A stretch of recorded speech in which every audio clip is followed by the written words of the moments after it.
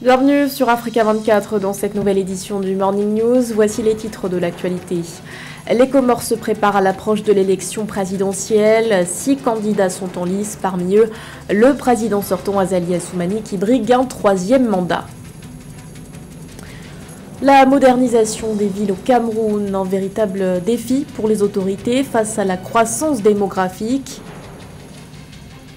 Et puis, découverte de l'exposition naturelle au Bénin, au sein de la forêt classée de Paou. Une vingtaine d'artistes ont installé leurs œuvres. Une exposition à découvrir jusqu'au 17 février prochain. Mais tout d'abord, Salem Mohamed Bazoum retrouve la liberté au Niger. Ce lundi 8 janvier, le tribunal militaire lui a accordé une mise en liberté provisoire.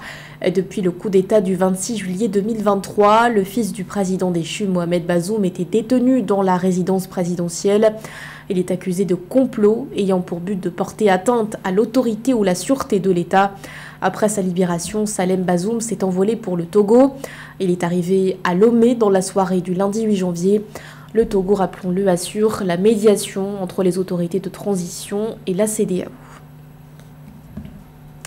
Plus que quelques jours avant le premier tour de l'élection présidentielle aux Comores, le 14 janvier prochain, près de 340 000 électeurs seront appelés aux urnes. 6 candidats sont en lice, dont l'actuel président Azali Assoumani.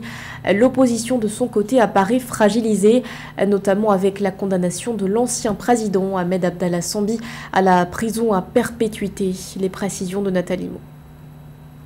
6 candidats sont en course pour l'élection présidentielle du 14 janvier 2024 aux Comores. Le chef de l'État, Azali Assoumani, brigue un nouveau mandat. C'est la 4e fois que le président comorien se présente à une élection présidentielle dans le pays depuis le coup d'État de 1999. Dans l'opposition, Mouini Baraka Saïd Swahili, ex-gouverneur de la Grande Comore, candidat pour la 3e fois, se positionne comme le principal rival du président Assoumani. L'année 2024 est comme vous le savez, pour nous tous une année particulière dans la mesure où elle démarre est marquée par 2 événements majeurs, à savoir la campagne électorale des élections présidentielles des gouverneurs et l'approche de la fin du mandat de la présidence comorienne de l'Union africaine. Pour des observateurs, l'opposition qui va à l'élection présidentielle apparaît fragilisée et dispersée. En effet, plusieurs figures importantes de l'opposition vivent désormais en exil. Par ailleurs, le principal leader et ancien président Ahmed Abdallah Sambi, accusé de haute trahison, a été condamné à la prison à perpétuité en novembre 2022. À sa place, la coalition de l'opposition, le mouvement Azali Nalawe, qui signifie Azali dégage en langue nationale, sera représenté à l'élection par Salim Issa Abdillah, un médecin de 49 ans considéré comme novice en politique. Le mouvement Nalawe, qui menace de boycotter la présidentielle, dénonce un climat politique défavorable, ouvrant la voie à un scrutin inéquitable. Le peuple, il est biaisé parce que Azali, il le torture, il le menace. Et les institutions, vous le connaissez bien, c'est Azali qui a désigné tous les membres de la Cour suprême. Donc, c'est lui seul, il ne va pas désigner des gens qui vont aller contre lui. Ce n'est pas possible. Et l'armée, c'est lui qui le commande. Donc, pour l'instant, le match est biaisé. Candidat à sa propre succession, le président Azali Assoumani compte poursuivre la réalisation du plan Comores émergent axé sur la paix, la sécurité et la démocratie. Pour les 340 000 électeurs environ appelés à voter, l'enjeu principal est économique. Il souhaite le ralentissement de la poussée de l'inflation qui s'établit à 12,5% selon l'Institut national de la statistique et des études économiques et démographiques. Des chiffres de la Banque mondiale révèlent que plus de 45% de la population comorienne vit sous le seuil de pauvreté. En 2022, le Cameroun a franchi la barre des 28 millions d'habitants, une croissance démographique qui entraîne par conséquent quelques bouleversements dans l'espace urbain. Face à ce défi majeur, le ministère de l'Habitat et du Développement urbain s'est donné pour mission de moderniser les villes camerounaises, un objectif qui est au cœur de la stratégie nationale de développement 2020-2030. Catherine Gombe. D'après les estimations et projections démographiques de la révision des perspectives mondiales d'urbanisation des Nations Unies, La population de Yaoundé en 2024 est désormais estimée à 4 681 768 habitants. En 1950, cette population était de 31 644 habitants. La capitale Yaoundé a donc connu une croissance de 172 480 habitants au cours de l'année dernière, ce qui représente une variation annuelle de 3,83%. L'accroissement de la population urbaine camerounaise et le développement de nouveaux foyers d'urbanisation contigus aux anciens centres urbains sont quelques-unes des raisons principales de l'extension des villes. Les pouvoirs publics souhaitent maîtriser l'évolution sociale et spatiale des territoires urbains à travers la SND 30 et la construction des infrastructures devant soutenir son ambition d'atteindre le statut de pays à revenu intermédiaire de la tranche supérieure à l'horizon 2035. Nous allons attaquer avec détermination et accélération les chantiers qui vont venir renforcer l'amélioration des conditions de vie des populations, continuer à accroître la modernisation des villes. Hier encore, des gens venant de Bertois m'ont dit on ne reconnaît plus Bertois, on ne reconnaît plus Bafoussam, Ngaoundéré fait Samu. Le projet de plan de performance 2024 du gouvernement en matière d'habitat et de développement urbain soumis à l'approbation de la Commission des finances et du budget de l'Assemblée nationale pour 2024 pèse 148 498 468 000 francs CFA. 23,9% de ces ressources, soit un peu plus de 35 milliards de francs CFA, sont destinés à la construction de 175 logements dans le cadre du projet de construction de 10 000 logements sociaux et équipements sociaux collectifs connexes avec la firme Pizarrotti en 2024. La construction de 1032 points lumineux et 16 200 mètres carrés d'aménagement paysager, la construction du restaurant Nunifar, 1,6 km de voirie construite, 40 000 mètres carrés d'espaces verts aménagés et 19 points lumineux construits dans le cadre du projet de valorisation du lac municipal et d'aménagement de la vallée de la Mingwa. Nous allons également engager toujours dès le 24 un important projet cher au président de la République qui est mauvais. Mauvais, c'est mobilité verte à Yaoundé. Les gens ne marchent plus à pied. Il y a beaucoup d'embouteillages. On va aménager le cœur de ville de Yaoundé en partenariat avec l'Union européenne, l'AFD, GIZ, KfW. Nous allons ensemble faire un projet de mobilité verte à Yaoundé qui va laisser place également aux piétons et organiser le cœur de ville de Yaoundé. En 2024, le ministère de l'Habitat et du Développement urbain du Cameroun prévoit également la construction de drains à Maroua et à Douala et plusieurs ouvrages d'assainissement à Yaoundé. L'actualité, c'est aussi la hausse des transferts de fonds de la diaspora en Tunisie. De 2022 à 2023, une hausse de 2% a été constatée. Un constat dressé ce 9 janvier par la Banque centrale tunisienne. Dans les détails, les envois de fonds de la diaspora se sont élevés à 2,43 milliards de dollars l'année dernière. La banque précise par ailleurs que ces envois constituent la deuxième source de monnaie étrangère, la première étant les recettes d'exportation. La relance du secteur touristique est enclenchée au Kenya depuis le 1er janvier 2024. Les touristes étrangers sont exemptés de visa. Pour s'y rendre, les voyageurs devront tout de même obtenir une autorisation électronique de voyage, une mesure qui n'est pas au goût de tous. Les explications de Samantha Saberou-Sabobang.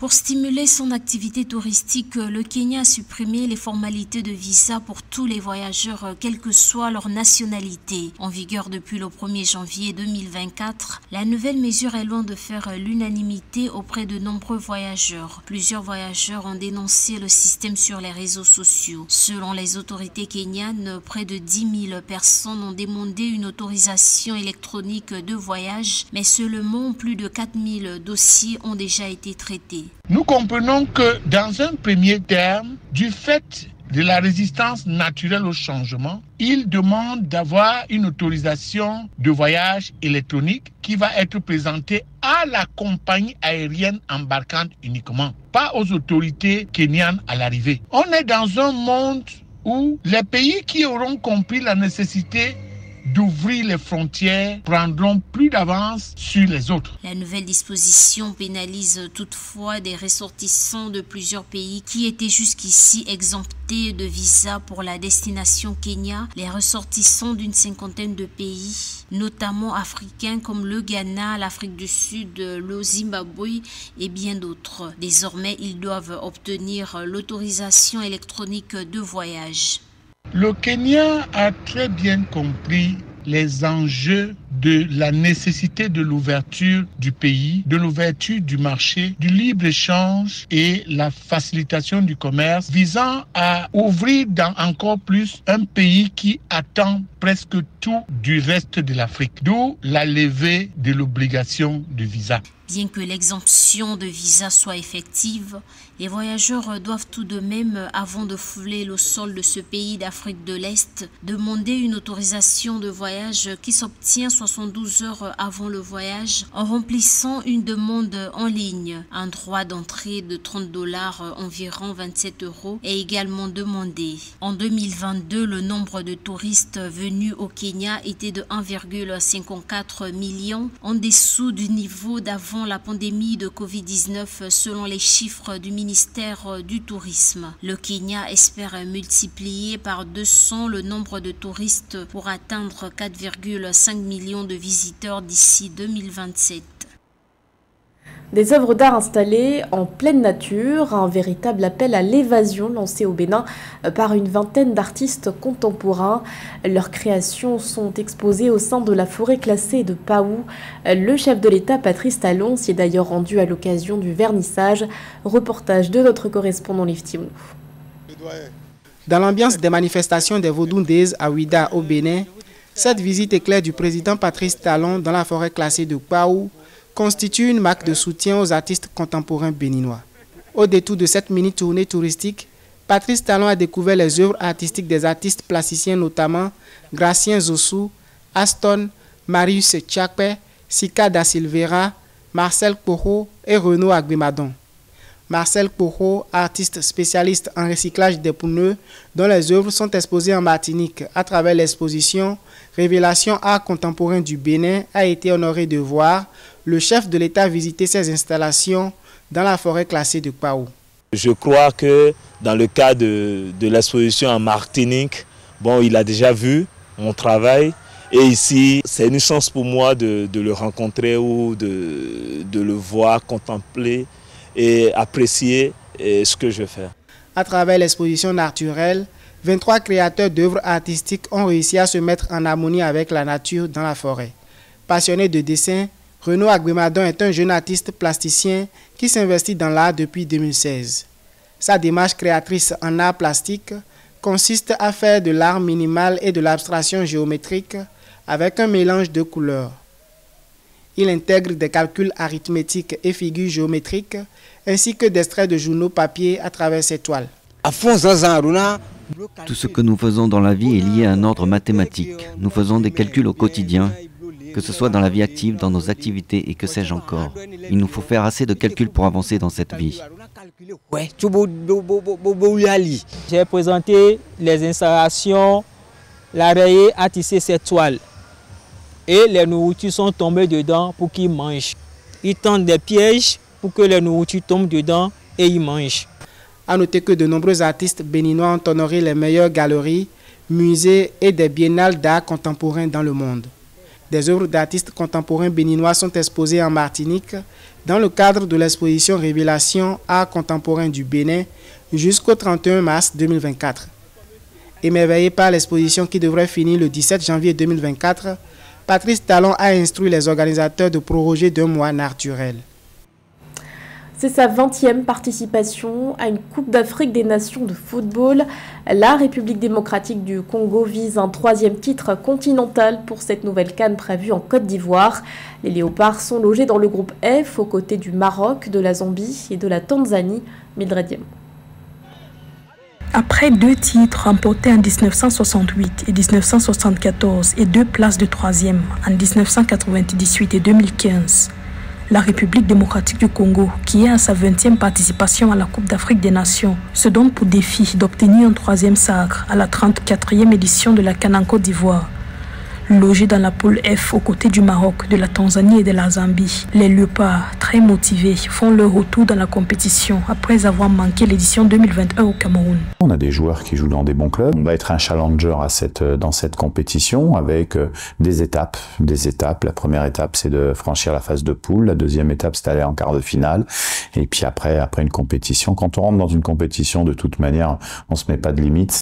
Ce sont 24 joueurs au total qui ont été sélectionnés par Sébastien Desarbres pour défendre les couleurs de la RDC en Côte d'Ivoire. 20 de ces joueurs en seront à leur première expérience à la CAN.